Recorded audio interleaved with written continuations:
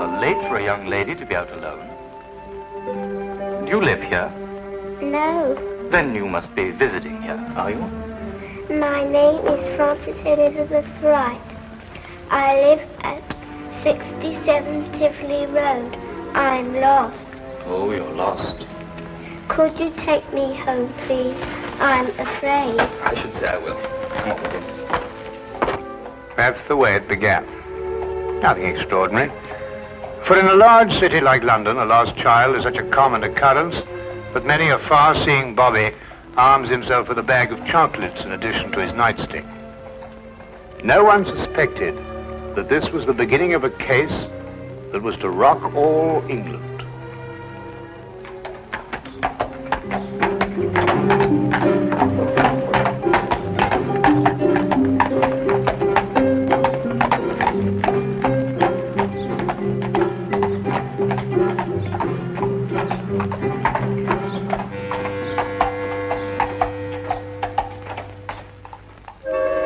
All right, if you insist.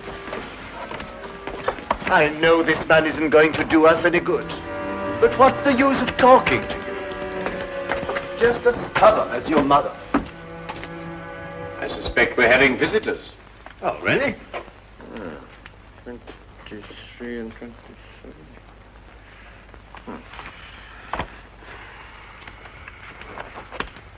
Come along, Nebuchadnezzar. I don't think you're quite dressed to receive attractive young ladies.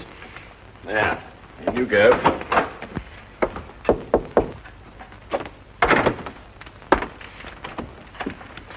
Won't you come in? Mr. Holmes, Sherlock Holmes. At your service, sir. Martini. George Martini is my name. This is my daughter, Margaret, who is of the stubborn opinion that you can help her. It will be a privilege, sir. Oh, may I introduce my very good friend, Dr. Watson? How do you do? How do you do, sir? Oh, yes. Won't you sit down? Oh, yeah, I'm so sorry.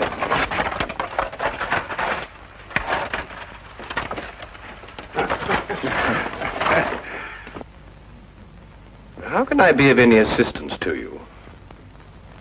This is rather a confidential matter. Oh, yes, yes. Dr. Watson is both the soul of discretion and my invaluable colleague in all my cases, especially the more delicate ones. I see.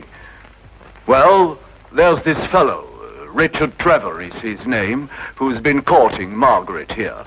A sly one, if I ever saw one. I could tell by the shape of his ears, and the fact that he belonged to that upstart Shield and Castle club. There was nothing wrong with his ears. They were beautiful, both of them. Nevertheless, he gave her the impression that he was going to see me last night and ask for her hand in marriage. Instead, the scoundrel sent me some fantastic note about being detained and then never appeared at all. I want you to find out what happened to him. What did Mr. Trevor say in his note? That he would be detained because he had run into a little girl who was lost and was taking her home. Have you made any inquiries at his home? Yes, with Father, of course. I don't think it's genteel to go to a man's rooms, even if he is your fiancé. Quite right. Quite right. There was no sign of him, but his clothes were all there. He wouldn't run off without his clothes, would he? No, hardly. Pure a guess. A deduction. Just as I deduced that you have a scar on the left side of your head, which you received in a naval battle. I'll be bound. How did you know that? Well, a right-handed man normally parts his hair on the left. Your parting is on the right, thereby indicating that you've changed it at some time or another to hide a mark. As to how you got it, that's obvious to me by the fact that you carry on your watch chain the insignia of His Majesty's ship Assault, which everyone remembers distinguished herself heroically off the coast of Africa. Well done, Holmes. I declare, well done. Will you investigate, Mr. Holmes? We'll look into the case immediately, Miss Martini. And as soon as we have any information for you, we'll let you know. I shall be forever in your debt. Or I will be after I see his bill. Here's our address. That won't be necessary, sir. I saw it marked on your hatband when you came in. If you'll forgive me, sir, a rather extraordinary precaution against the loss of a bowler only worth 2 guineas. Come, dear.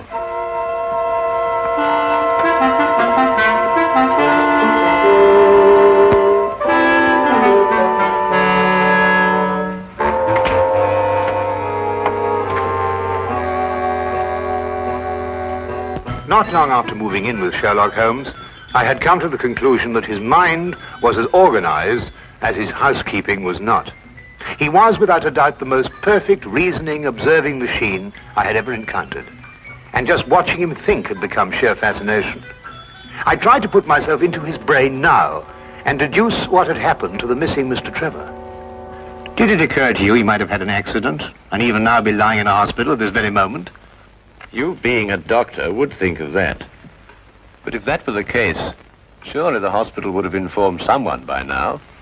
Maybe he skipped off and left her then. There's no guarantee he won't come back for his clothes or have them sent on to him. I'd grant that if he hadn't sent that note. A man deserting a girl isn't likely to send a note at all.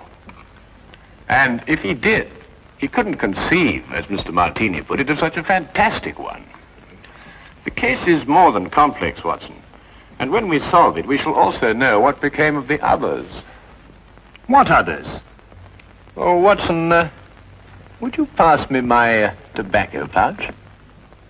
Well, where is it? It's in the toe of the Persian slipper, under your chair. All right. There you are. Oh. Thank you, Watson. Now, what others? Well, it's come to my attention during the past 2 weeks that 7 men have disappeared, totally evaporated from the face of London. They had no reason to run away, every reason to stay. Trevor fits perfectly into this fabric. You mean then that there's more in this than just the disappearance of that young lady's fiancé? Unless you accept 8 consecutive coincidences. Could you accompany me this afternoon? Where? To the last place where Trevor must have been before he met the little girl. But you don't even know where that was. I'd say it was the upstart Shield and Castle Club. Why there? Well, if you were about to confront a man like Mr. Martini to ask for the hand of his daughter in marriage, what would you do first? I'd probably have a couple of stiff drinks first. And if you were a member? At the Shield and Castle Club, eh? By Jove, Holmes, of course. That's just what I would do. You see, Watson? You've been of invaluable assistance to me already.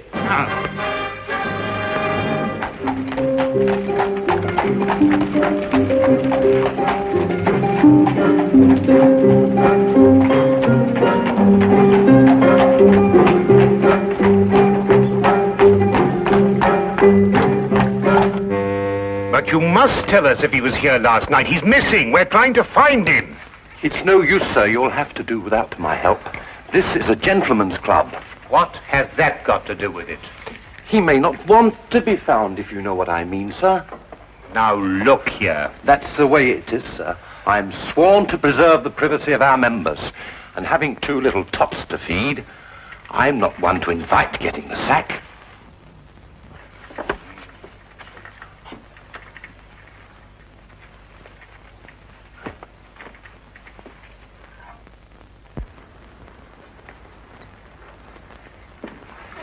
I say, where have you been? This is meant to be your case, you know, and I've been doing all the investigating. Yeah, do you know that Trevor was here last night? How do you know? Well, to my utter amazement, one of my keys fitted the door to the office. I went through all the chits and found one signed by him. It's just as you thought. He boasted his courage with the aid of stimulants from the bar. Do you mean you've broken into the office? You would have us arrested. Us? Yes, by keeping the barman occupied, you served as my accomplice. Now, really, Holmes, you've gone too far. Now, the thing to do is to find the carriage that both Trevor and the little girl took. How do you know they didn't walk? Well, if she lived near enough to walk home, is it likely that Trevor would have sent a message saying he was going to be detained? What extraordinary reasoning. Not extraordinary at all, my dear fellow. Really quite ordinary. Oh, what on earth do you think you're doing, mate?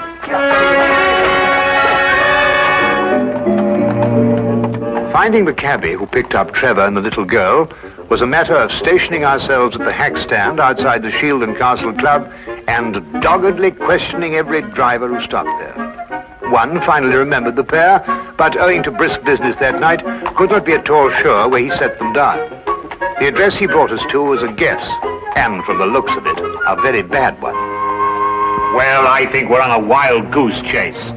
Doesn't look as if anyone lived here for a long time. Do you realize these papers are at least a week old? Well, then the cabbie made a mistake. He's brought us to the wrong address. You know, without very much difficulty, I think I might be able to... Holmes, please, not again.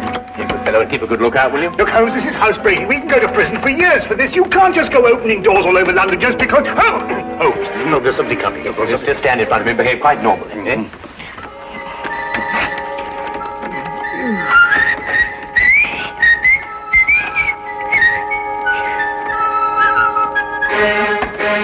What's the normal behavior for housebreaking? You coming? Look here, Holmes, a doctor doesn't do this sort of thing. I'm sure it's unethical. You can't expect me to... Oh!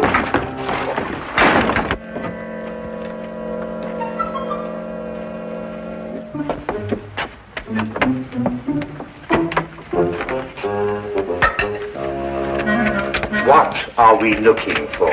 I'm not quite sure yet. You won't find anything here. You said yourself the house has been unoccupied for the last week. Thieves in the night, that's what we are. A child's been here recently. Oh, what makes you think that? Do you remember as a youngster, Watson, penciling in moustaches on the faces of the advertisements? I suppose so. But what's that got to do with it? When I looked at those newspapers outside, I noticed that someone had penciled in a handlebar moustache on a woman advertising headache powder. I'd assumed that a child did it. More than that, since the papers were only a day old, I'd also assumed that a child has been here very recently. Why should the child bring Trevor here to an unoccupied house? That, Watson, is the core of our problem. Excuse me a minute. Huh? Oh.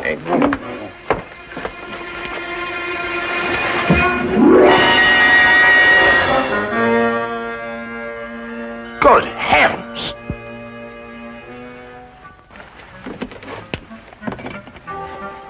Trevor? Fairly safe assumption, Watson. Yes. And from the pallor of his skin, I'd say he'd recently been given an overdose of strychnine. I'd also deduce that he's the 8th victim of a very strange murderer.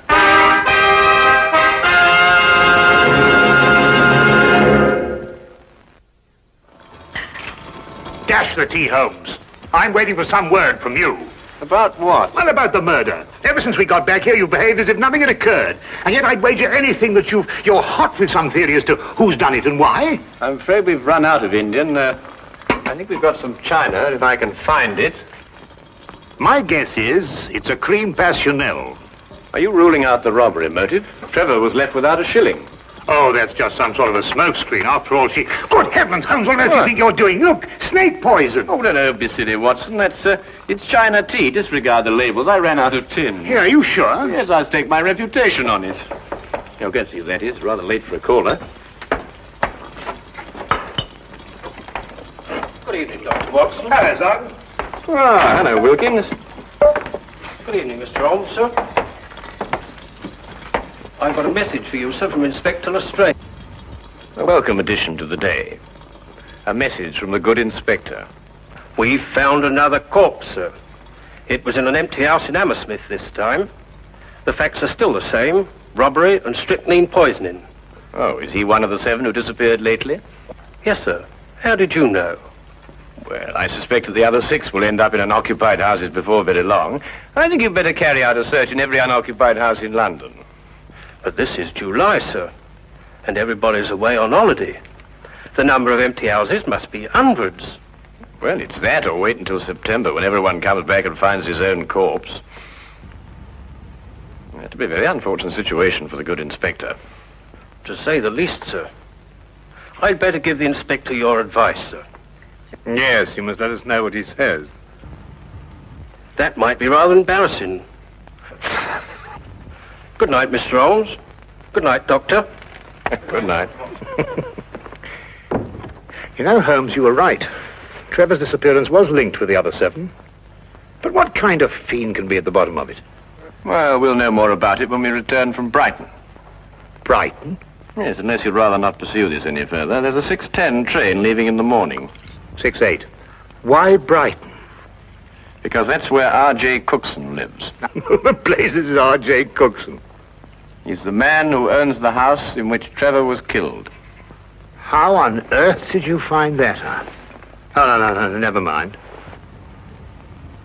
It is tea, isn't it? Yes. Oh, I thought it was.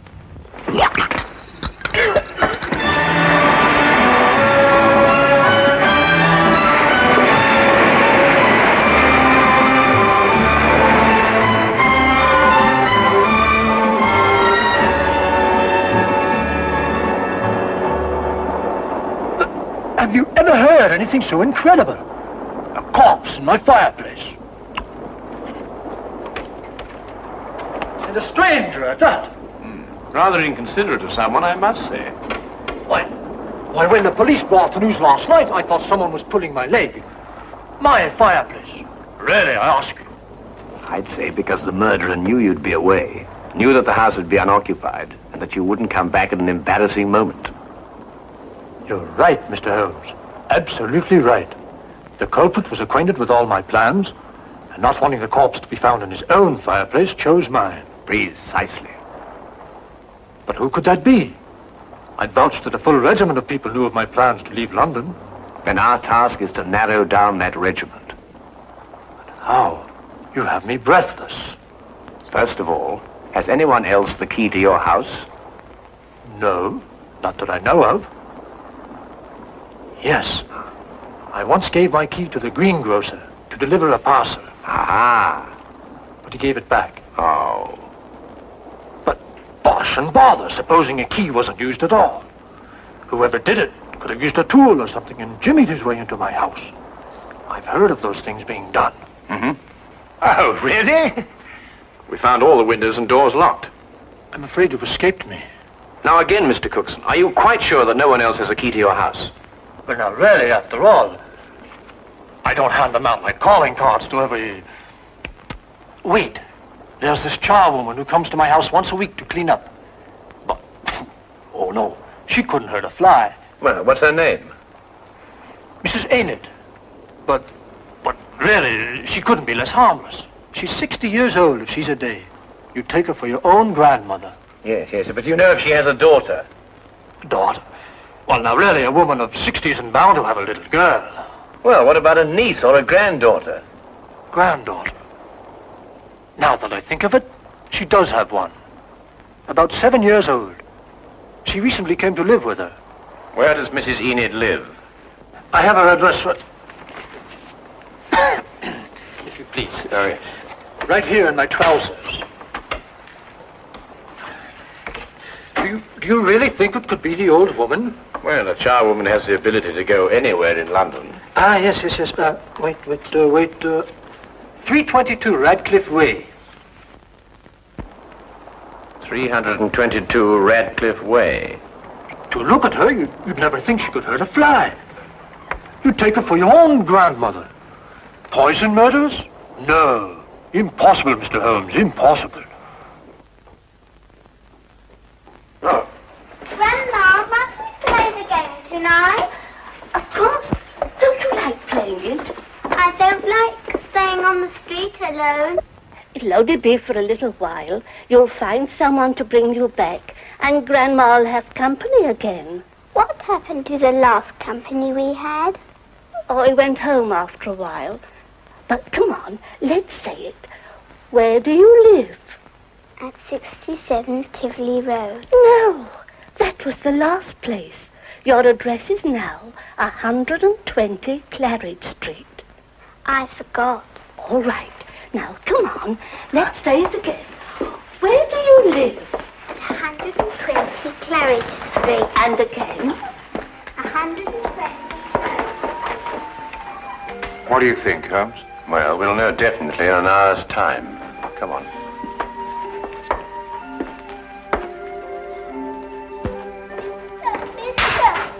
Oh, hello. Oh, well, it's very late for a little girl like you to be out on her own. What's your name? My name is Frances Elizabeth Wright. I see. And where do you live? I live at 120 Claridge Street. I'm lost. Oh, dear. That was a mistake. You're home. Come along, then. You must come in and try some of my divinity fudge. It's the least I can offer you for your kindness in bringing Francis home. Well, that's very kind of you, but really I ought to be getting along. It's just been made. Delicious.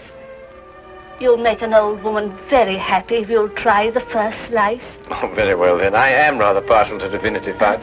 Francis. Thank you.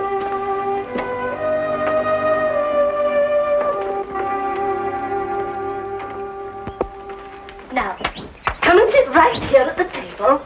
Thank you. Now, say good night to the kind gentleman, then off to bed. Grandma, you never let me stay up with the company. That's because little girls must have their sleep. But now we've met the gentleman, perhaps he'll come again in the daytime. Will you? I should love to. Good night. Good night. Good night, birdies. Isn't she a lovely girl? And she'll grow up into a beautiful woman and have a life of ease. Yes, that's the important thing. A life of ease. Time to enjoy the world and... Here, you're waiting for some fudge, and I'm prattling away.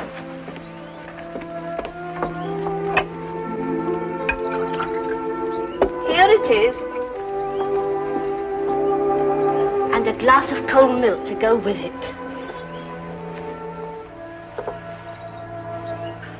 Won't you join me? Oh, no. My doctor would never permit it. I only prepare this sort of thing for people who drop in, like you. I see.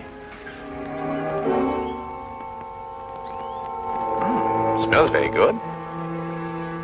If I have one speciality, it's divinity fudge. You'll find it heavenly.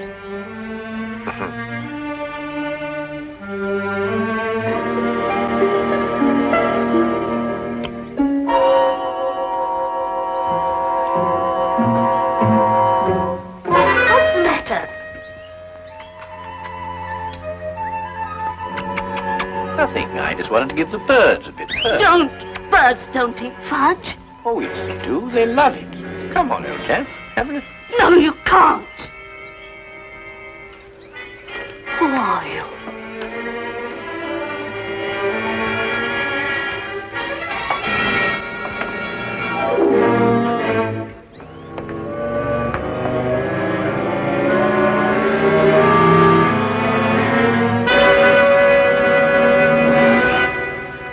I'll take that, Mrs. Enid. Thank you.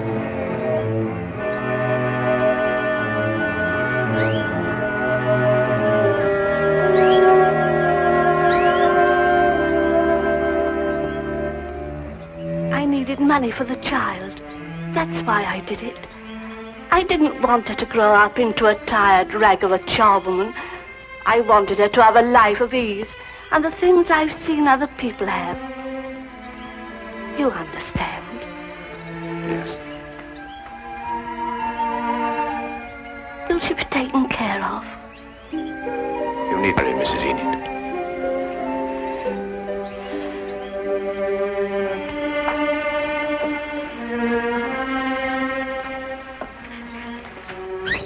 I wish now I hadn't tried to poison you. You might have visited us again as you promised, and we'd have been such good friends.